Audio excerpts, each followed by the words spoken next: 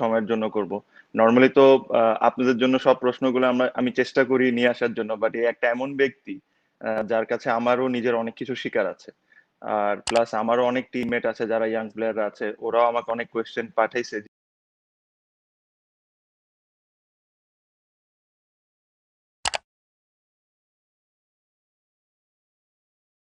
জিজ্ঞেস করার জন্য যে ওর থেকে আমরা কি শিখতে পারি। তাহলে আজকের সেশনটা হবে একটু স্পেসিফিক আমাদের ক্রিকেট নিয়ে। ওর থেকে জানতে চাবো যে ও কিভাবে এত ভালো প্লেয়ার হলো, অথবা ও কি করে না করে এইসব নিয়ে। আমি হয়তো বা 1-2 মিনিট আগে এসে গেছি, বাট আশা করি এটা কোনো প্রবলেম হবে না। তো আমি আর সময় নষ্ট না করে আহ, আমি ওকে ইনভাইট করি, আর ওর সাথে আমরা কথা বলা শুরু করি। মিনাস, প্লিজ যদি বিরাট ব্যাটে যদি একটু screen আনোস। Hi Virat bhai, how are you? Hi, Tamim. I'm good. How are you? I'm good, I'm good, I'm good. How's family, Virat bhai? How's Bhabhi? All good. Family is good. I hope your family is all safe and healthy also. I know it's all Yeah, yeah, difficult there, but yeah, God's been kind. We yeah, are all okay. We're all safe. Yes. yeah.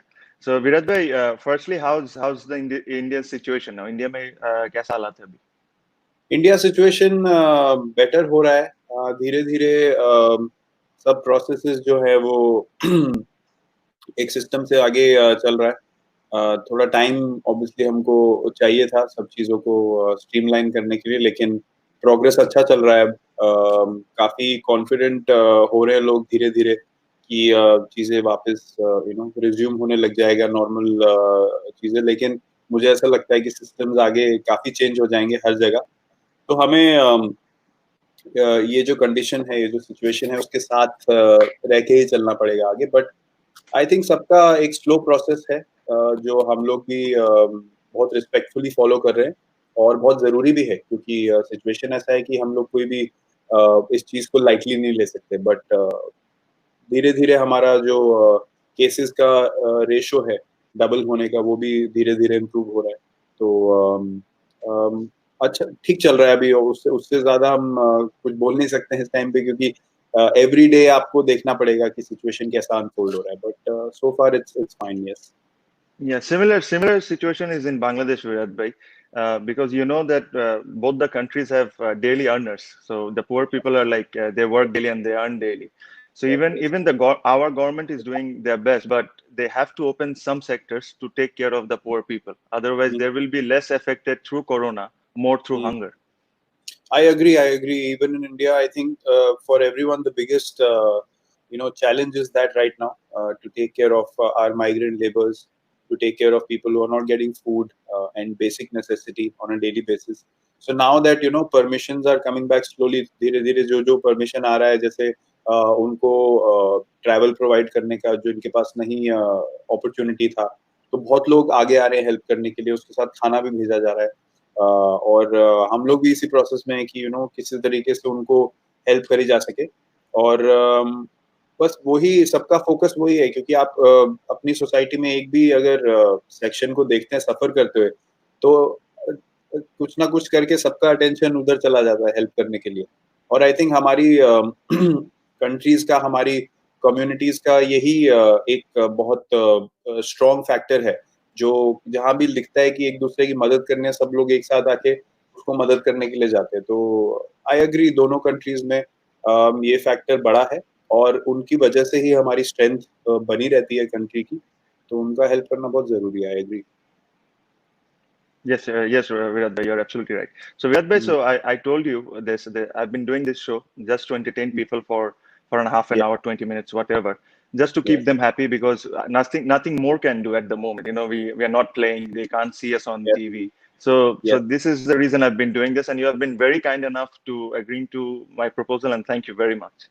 No problem that's the least I can do इतना हम लोग खेलते हैं आपस में कभी ऐसा मौका मिलता नहीं है बैठ के बात करने का इतना लेंथ में और अभी ऐसे टाइम पे कर रहे हैं जहाँ पे और लोग भी सुन सकते हैं तो अच्छा है it's always nice to talk and share Thank you, Virat bhai. So, Virat bhai, I've got a lot of questions, yes especially from all my teammates and from me as well. So, they all want to know something about you, all cricketing related.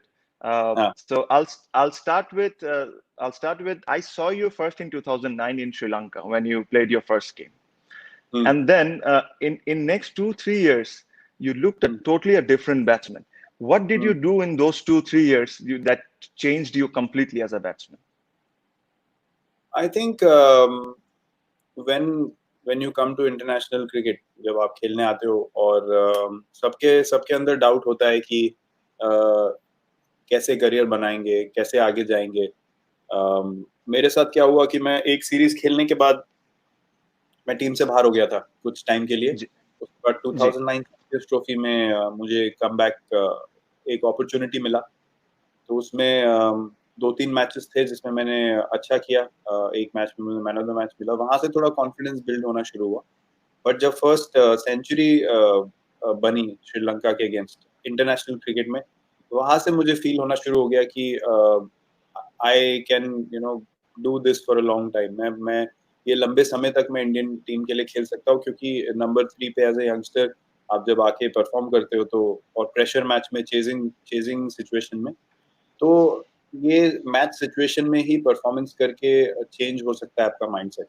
लेकिन वो performance करने के लिए भी आपका एक preparation जरूरी होता है, आपका एक माइंडसेट जरूरी होता है कि अगर एज ए यंगस्टर भी मैं जा रहा हूँ मैच में, जो आजकल भी जो हमारी टीम में भी यंगस्टर हैं, उनसे मैं यही बात करता हूँ रेगुलरली कि ये मैटर नहीं करता है कि सामने वाले प्लेयर ने 150 मैच खेला या 200 मैच खेला.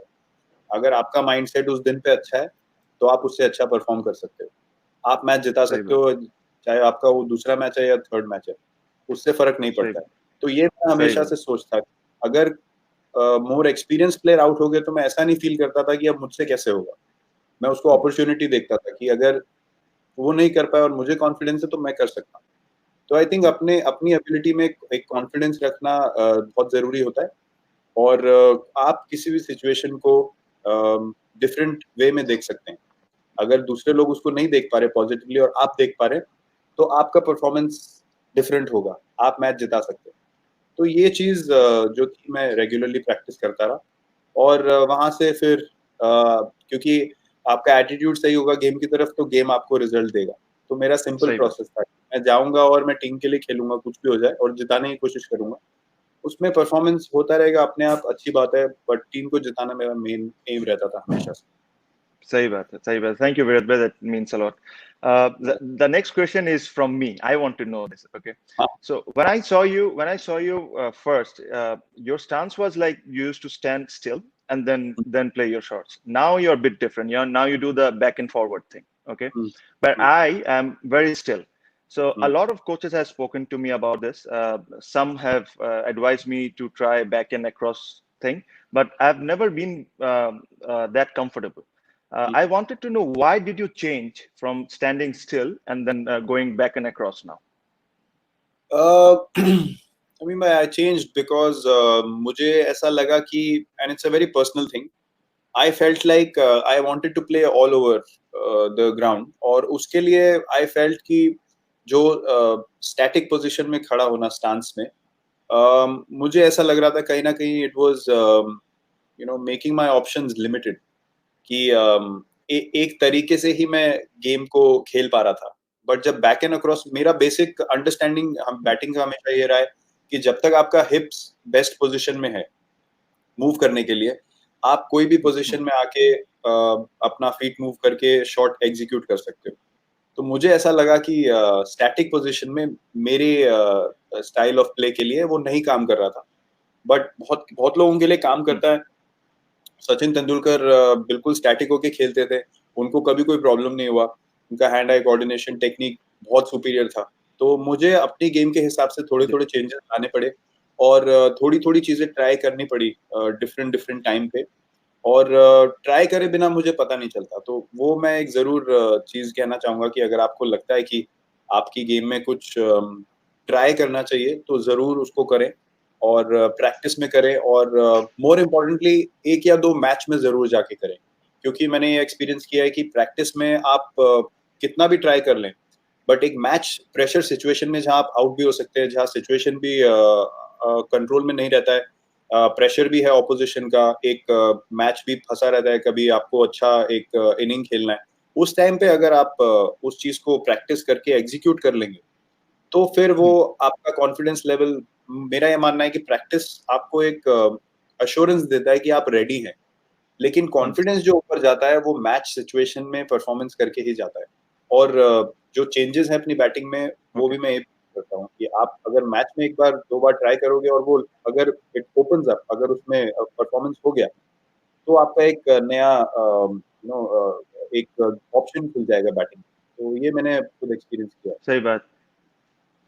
So Virat bhai, when you did it for the first time in the game, did it feel uncomfortable or did you feel uncomfortable in the first time when you did it? Actually मुझे जो जो बताने वाले लोग थे उन पे मेरे को ट्रस्ट रहता था कि अगर कोई सामने से देख के बोल रहा है कि अ, आप ये करोगे तो ऑप्शंस खुल जाएंगे, तो मुझे रहता था कि यार एक बार करके देखते हैं, लेट्स सी व्हाट हैपेंस। तो Hmm. उसमें लकीली ऐसा हुआ कि पहले एक दो बार में ही एकदम ऐसे शॉट्स लगने शुरू हो गए जो पहले मैं नहीं सोच सकता था कि एग्जीक्यूट होंगे। तो Hmm. फिर आपका बिलीफ बढ़ जाता है कि नहीं, एक तरीके से नहीं खेलना है, आपको हमेशा अपना जो दिमाग खुला रखना है, चीज़ों को समझना है, चीज़ों को सीखना है। और एक एक तरीके से अगर आप बोलेंगे कि मैं बहुत देखता हूँ कई कई प्लेयर्स का माइंडसेट ऐसा होता है कि नहीं, मैं तो ऐसे ही खेलता हूँ। Hmm. लेकिन थोड़े टाइम में अगर ऑपोजिशन आपको फिगर आउट कर लेगी, तो Hmm. आपको गेम से आगे बढ़ते रहना पड़ेगा। तो Hmm. वैसे ही आप कंसिस्टेंटली परफॉर्म कर सकते हैं। तो मेरा ये मानना है कि आपको ओपन रहना चाहिए, आपको किसी भी बैट्समैन को ओपन रहना चाहिए चेंज के लिए, पॉजिटिव चेंज के लिए। आप करके ज़रूर देखो, अगर नहीं काम करता है, तो आप वापस बोल सकते हो कि नहीं, आई थिंक मैं अपनी तरीके से I want to carry forward. But अगर if it works, then you understand कि जो भी टीम एनवायरनमेंट में है, जो कोचेस है, जो भी है, वो सब आपके भले के लिए बोल रहा है, आपके फायदे के लिए बोल रहा है ताकि टीम को फायदा हो सके। तो आई सही थिंक बात। वो एक की बात हो जाती है कि सामने किसी ने बोला यार चलो करके देखते हैं एक बार। सही बात है। Okay. So Virat bhai, the next question is how big you are on preparation. Like, do you like to hit a lot of balls? I've spoken to few of the few of your teammates. I've got a different reaction from others. So I wanted to know from you that are you big on preparation? Do you hit a lot of balls in training? Depends, I mean अगर I feel बहुत different तरीके से, मेरा एक set pattern नहीं है preparation का। The only set pattern I have is with fitness and my diet, क्योंकि वो एक चीज है जो कभी भी आपको how do I put it, मतलब एक वो अब मुझे लगता है कि ट्रेनिंग और आपका डाइट जो है वो कंसिस्टेंट होना चाहिए। क्योंकि अगर आपकी बॉडी बेस्ट शेप में है और आप मेंटली अच्छा फील कर रहे हो, बॉडी में कोई प्रॉब्लम्स नहीं है, स्टिफनेस नहीं है, तो you can go out and you can be at your best every time. But batting में मुझे ऐसा लगता है कि जब आपको कॉन्फिडेंस नहीं आ रहा है, जब इतना अच्छा बॉल कनेक्ट नहीं हो रहा है, तो ज्यादा बैटिंग करने को और अपने से दिल करता है कि यार मुझे और सेशन करना है, मुझे until you get that one session जहाँ पे Yeah. आपको पता होता है कि ड्रीम रहता है। हाँ. तो जब भी मैं उस सिचुएशन में आता हूँ, वो एक जॉय जो है ना वो बाहर आ जाता है। वो जो एक प्योर जो एक इंटेंट था, प्योर जो एक फीलिंग था कि मैं जिता सकता हूँ, वो एक मौका, मुझे ऐसा लगता है कि चेजिंग एक ऐसी सिचुएशन है जहाँ पे आपको पता है एग्जैक्टली कितने रन बनाने हैं और आप उसके लिए क्या क्या करना है आपको। तो मेरे हिसाब से उससे ज्यादा क्लियर सिचुएशन कुछ नहीं है। आपको वो सिचुएशन किस तरीके से दिख रही है वो आपकी चॉइस है। मुझे हम्म. वो सिचुएशन मैं कभी प्रेशर के हिसाब से नहीं देखता हूँ, मैं अपॉर्चुनिटी देखता हूँ कि ये मौका है मेरे लिए, जीतना बहुत जरूरी है। सबसे जरूरी चीज एज ए टीम आप जीत के लिए जाते हो, और ये एक मौका है जहाँ पे मैं नॉट आउट आ सकता हूँ। तो इससे ज्यादा गारंटीड कोई सिचुएशन नहीं है जहाँ पे आई फील कि I can see the team win. तो that Okay. Excites Sorry, even if you're chasing something like 370, 380, you still think the me. same way. या डेफिनेटली, मतलब अगर 370 380 है तो आई आई नेवर फील लाइक कि नहीं हो सकता। एक एक गेम मुझे याद है 2012 में श्रीलंका के अगेंस्ट होबार्ट में था। तो Yeah, I remember. वहां पे हमको क्वालिफाई करने के लिए 40 ओवर्स के अंदर चेस करना था। It was around 330 something. तो हाफ टाइम में I think I spoke to Raina, and I don't know who else, मैंने किसी से डिस्कस किया कि ये गेम को हम 2 20 ओवर के मैच की तरह अप्रोच करेंगे। हमें देखना ही नहीं है 40 ओवर बहुत दूर लगता है, बहुत बड़ा टारगेट लगता है। पहले 20 ओवर में हम देखते हैं कितने रन बनते हैं, उसके लास्ट 20 ओवर्स में हम एक और T20 मैच खेल सकते हैं, और अगर हमारा विकेट हाथ में हुआ, 2 विकेट गया पहले 20 ओवर में, तो हम ऑन ट्रैक, क्योंकि 8 विकेट के साथ आप 20 ओवर में और भी 12 रन एन ओवर भी बना सकते हो। सही। तो वो एक जीतने का तरीका होता है कि आप जिस तरीके से उस सिचुएशन को देख के जाओगे, वैसा आपका गेम निकल के आएगा, वैसा आपका बैटिंग होगा। और आई थिंक वो एक फर्स्ट जो आपका आउटलुक है उस सिचुएशन को, वो डिटरमिन करता है कि आप कैसा खेलने वाले हो। तो आई थिंक इनवेरिएबली वो नेचुरली मेरे लिए नेचुरली आता है ज्यादा।